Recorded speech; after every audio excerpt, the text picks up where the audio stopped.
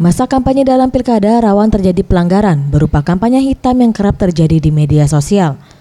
Panitia Pengawas Pemilu Kota Palembang akan melakukan pengawasan terhadap akun media sosial paslon maupun tim suksesnya.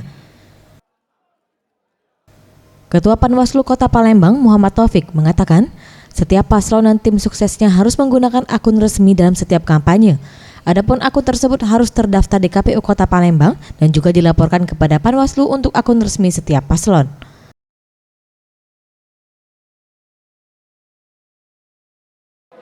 Pasangan calon itu didaftarkan di KPU akun resmi. Jadi akun resmi itulah yang akan dikontrol dikontrol oleh kita. Kalau ada akun yang di luar resmi yang didaftarkan di KPU, ketika itu terjadi ada isu black campaign atau isu sara, itu nanti kita minta kepada Diskominfo untuk di blok ya istilahnya ya. Panwaslu telah bekerja sama dengan Dinas Informasi dan Komunikasi Kota Palembang untuk melakukan pendataan serta menghapus akun-akun palsu agar kampanye hitam di media sosial dapat diminimalisir.